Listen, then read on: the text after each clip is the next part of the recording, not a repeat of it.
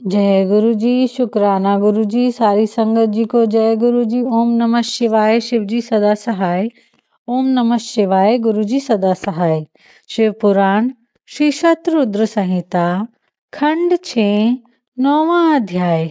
भैरव जी का अभिवादन। नंदीश्वर बोले, हे सनत कुमार जी, भगवान शिव का आशीर्वाद पाकर भैरव जी कालों के भी काल हुए।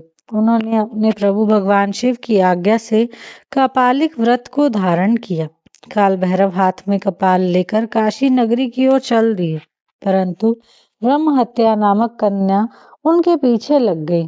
एक दिन जब काल भैरव कपालिक वेश धारण करके भगवान नारायण के स्थान पर गए, तब त्रिनेत्रधारी भगवान शिव के भैरव रूप को आता देखकर सब देवताओं व ऋषि मुनियों ने हाथ जोड़कर उन्हें प्रणाम किया और उनकी स्तुति करने लगे। भगवान विष्णु ने अपनी प्रिय देवी लक्ष्मी से कहा, हे देवी, आज हम दोनों धन्य हो गए जो हमने भगवान शिव के काल भैरव रूप का दर्शन किया। इन्हीं ने इस पृथ्वी को धारण कर रखा है। यह भगवान शिव ही शरणागतों को शांति प्रदान करने वाले तथा सभी तत्वों से युक्त हैं। यही सब प्राणियों के अंतर्यामी और अपने भक्तों को सब कुछ प्रदान करने वाले और उनकी कामनाओं को पूरा करने वाले हैं। इनके दर्शनों से ही मनुष्य सब बंधनों से मुक्त हो जाता है।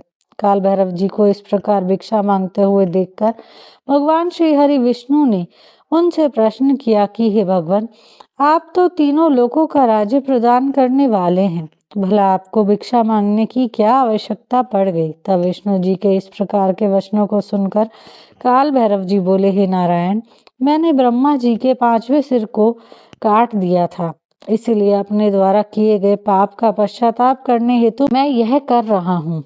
तब काल भैरव के इन वचनों को सुनकर भगवान विष्णु बोले, हे भैरव, आप तो समस्त दुखों का नाश करने वाले विघ्नहर्ता हैं, आप सदा ही लीलाएं करते रहते हैं। तब देवी ने भिक्षा के रूप में मनोरथी नाम की विद्या भैरव जी के भिक्षा पात्र में डाल दी। भिक्षा प्राप्त करके भैरव जी अन्य स्थान की ओर चल पड़े। तभी विष्णु जी ने भैरव जी के पीछे आज जाती हुई ब्रह्म हत्या को देखा और उससे कहा कि वह शिव जी का पीछा छोड़ दे, परंतु ब्रह्म हत्या ने कहा कि इस बहाने ही मैं शिव जी की सेवा करती हूँ। यह कहकर ब्रह्म हत्या फिर भैरव जी का पीछा करते हुए काशी नगरी के समीप आ गई। वहां पहुंचते ही ब्रह्म हत्या पाताल में समा गई और ब्रह्मा जी का सिर भैरव जी के हाथ से छूटकर पृथ्वी पर गिर पड़ा। जिस स्थान पर काल भैरव जी के हाथ से ब्रह्मा जी का 5वां सिर गिरा था, वह स्थान कपाल मोचन तीर्थ के रूप में प्रसिद्ध हो गया। जब तक भैरव जी पूरी पृथ्वी का भ्रमण करके काशी नहीं पहुंचे, उनके हाथ से ब्रह्मा जी का सिर चिपका रहा और काशी पहुंचते ही वह छूट गया। इसीलिए काशी नगरी को पाप नाशिनी माना जाता है और यह सत्पुरुषों द्वारा सदा सेवनीय है। जो मनुष्य शुद्ध हृदय से कपाल मोचन भैरव जी का स्मरण करता है, उसके जन्म जन्मांतरों के पाप नष्ट हो जाते हैं। कपाल मोचन तीर्थ में जाकर विधि पूर्वक पिंड दान और देव पितृ तर्पण करने से मनुष्य ब्रह्म हत्या के पाप से भी छुटकारा पा लेता है। प्रतिदिन भैरव जी का दर्शन करने से मनुष्य के समस्त पापों का नाश हो जाता है।